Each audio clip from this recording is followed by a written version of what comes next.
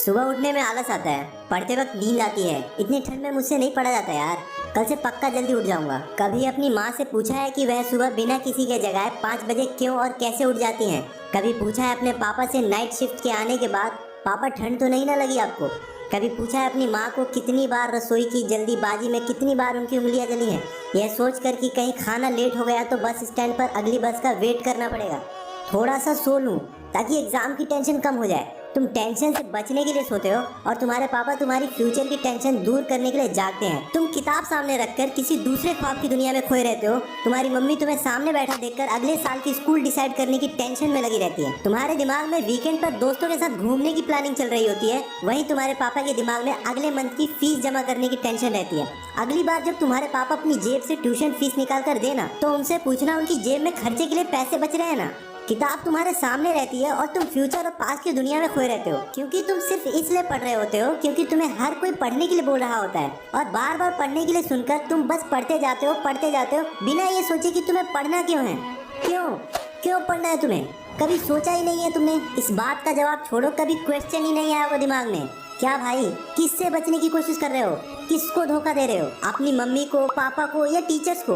भाई तुम बहुत भोले हो। अभी तुम्हें यह भी नहीं पता कि तुम सिर्फ खुद को धोखा दे रहे हो। क्यों अपने आप को 20 लाख वाली थार के फर्जी सपने दिखा रहे हो? कोई बंगला या नौकरी नहीं मिलने वाला ऐसे पढ़ने का ढोंग रचा कर। जो मोबाइल में तुम दिन के 100 बार फेसबुक और व्हाट्सएप चेक करते हो ना, उससे कई गुना ज्यादा तुम्हारे मम्मी पापा तुम्हारे फ्यूचर के बारे में सोचते हैं। तुम्हें अभी नहीं पता बच्चे की एक जिद को पूरा करने के लिए माँ बाप को अपने सपनों से कितना बड़ा कॉम्प्रोमाइज करना पड़ता है। तुम्हारे पढ़ाई में मन इसलिए नहीं लग रहा क्योंकि तुम सिर्फ पास होने के लिए या कहीं सेलेक्ट होने के लिए पढ़ते हो। भाई तुम्हारे पास 2 मिनट ये टाइम ही नहीं है खुद से पूछने का कि लोग तुमसे पढ़ाई करने के लिए क्यों बोलते हैं। तुम्हें पढ़ाई बहुत हार्ड लगती है क्योंकि तुम्हें फेसबुक, इंस्टाग्राम और व्हाट्सएप इजी लगता है। तुम्हें सोना इजी लगता है, बिस्तर में मोबाइल चलाना इजी लगता है। बाबू अपने मम्मी पापा को भी बोल दो कि बिस्तर में लेटकर ही ड्यूटी कर ले।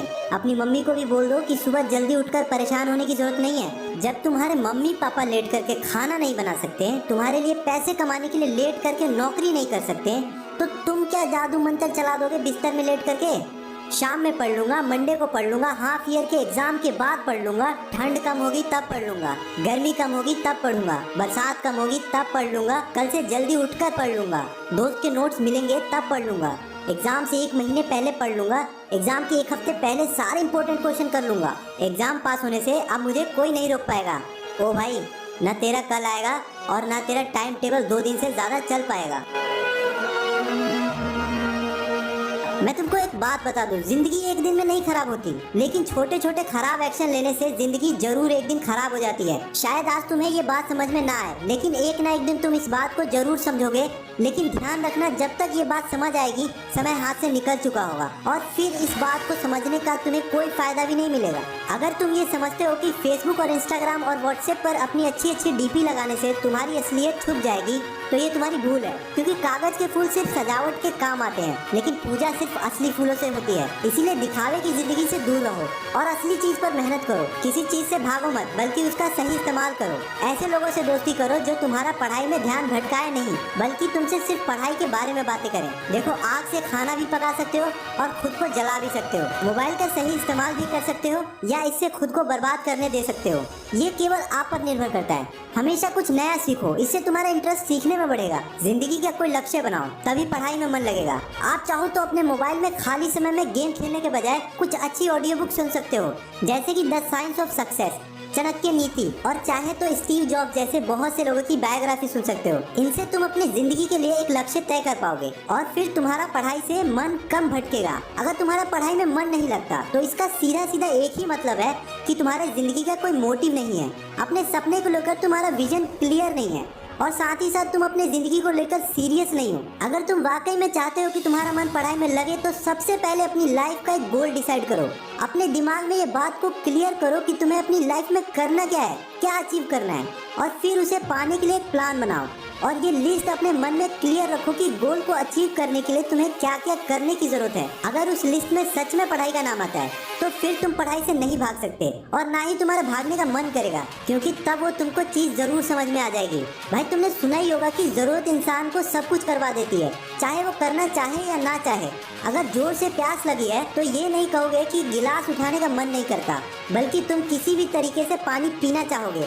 आज भले ही तुम्हारा पढ़ाई में मन नहीं लगता, लेकिन जब जरूरत पड़ेगी और मजबूरी होगी तो तुम्हें ऐसे ऐसे काम करने पड़ेंगे जो तुमने अपने सपने में भी नहीं सोचे होंगे। लेकिन अगर तुम ये नहीं चाहते कि तुम्हारा जरूरत तुम्हारी मजबूरी बन जाए, भविष्य में लोगों के सामने गिड़गिड़ाना पड़े, तुम्हें ऐसा काम करना पड़े जो तुम्हें तुम्हारे नजरों से गिरा दे, तो खुद से 3 सवाल कर लेना। तुम्हारा जीवन में लक्ष्य क्या है? लक्ष्य को तुम हासिल क्यों करना चाहते हो? तुम्हारे लिए पढ़ना क्यों जरूरी है? ध्यान से खुद से अकेले में सोचोगे तो तुम्हें सही जवाब मिल जाएगा। तुम्हें पढ़ाई में मन लगने की वजह मिल जाएगी। लेकिन अगर तुम्हें फिर भी जवाब नहीं मिलता तो तुम बेझिझक पढ़ाई लिखाई को छोड़कर अपने माँ बाप के टुकड़ों पर पल सकते हो और अपने आने वाले कल को बर्बाद कर सकते हो। इंडिया में मैक्सिमम लोग या तो मिडिल फैमिली से बिलोंग करते हैं या फिर पुअर फैमिली से बिलोंग करते हैं। हर बच्चे के पिता बहुत संघर्ष करके उसे पढ़ाते हैं। अपने हालातों को देखो और उसे बदलो। क्या आप रियलिटी को एक्सेप्ट करते हो? क्या आप अपने सच को देख पाते हो? अपने हालातों को देख पाते हो? अपने आप को देख पाते हो कि क्या कर रहे हो और आपको क्या करना चाहिए? दुनिया में बहुत ऐसे लोग हुए हैं जो बहुत गरीब थे लेकिन आज वो एक बड़ी कंपनी के मालिक बन गए हैं। लेकिन क्या गारंटी है कि तुम भी अपने संघर्ष कर रहे बाप के सपनों को सच कर पाओ? क्या गारंटी है कि तुम अपने हालातों को बदल पाओ? गारंटी है मेरे दोस्त, गारंटी है। जब आपके अपने अंदर से चीख उठकर आए, एक आवाज उठकर आए कि मुझे पढ़ना है और सिर्फ इसलिए पढ़ना है कि मैं अपने हालातों को बदल पाऊं, जिस दिन आपके अंदर से ये आ गया ना कि मुझे पढ़ना है और सिर्फ इसलिए पढ़ना है कि अपने हालातों को बदलना है, अपने मम्मी पापा के सारे सपनों को सच करना है, अपने पापा को नाइट ड्यूटी से आजाद करना है, जिस दिन आपके अंदर से ये आवाज आ गई उस दिन से एक बात तो तय है कि आप अपने हालातों को बदल दोगे, अपने माँ बाप के सारे सपनों को सच कर दोगे। बस जरूरत है तो अंदर की आवाज की। दोस्तों, बहाने बनाने से कुछ नहीं होगा। बहाने तो हर कोई बनाता है। हर वो इंसान बहाने बनाता है जो काम को टालता है और जो कायर होता है। मेरा मन नहीं लगता, मुझे आलस आ रहे हैं, मुझे मैथ टफ लगता है, मुझे साइंस टफ लगता है, मुझे ये टफ लगता है, मुझे वो टफ लगता है। कुछ भी टफ नहीं है। जाकर पूछो उस टॉपर से कि तुझे क्या टफ लगता है। हमेशा हमें एक ही चीज सुनने को मिलती है कि पढ़ने वाले के लिए कुछ भी टफ नहीं है। और दोस्तों, जिंदगी का भी यही वसूल है, करने वाला कुछ भी कर जाएगा और जो ना करने वाला है ना, छोटी सी मुसीबत आने पर भी रुक जाएगा। तुम दुनिया को अपने अंडर तभी कर पाओगे जब खुद के अंडर रहोगे। भले तुम्हारी नौकरी ना लगे, लेकिन ये जो किताबी नॉलेज देख रहे हो ना तुम, वो तुम्हें जरूर किसी ना किसी मोड़ पर तुम्हें बाहर जरूर निकालेगा। नॉलेज कभी बेकार नहीं जाता। तो आज के लिए बस इतना ही। अगर बात समझ में आई होगी तो आ गई होगी, तो फालतू की ये चीजों में अपना समय बर्बाद मत करो, बल्कि ये सोचो कि तुम्हें करना क्या है।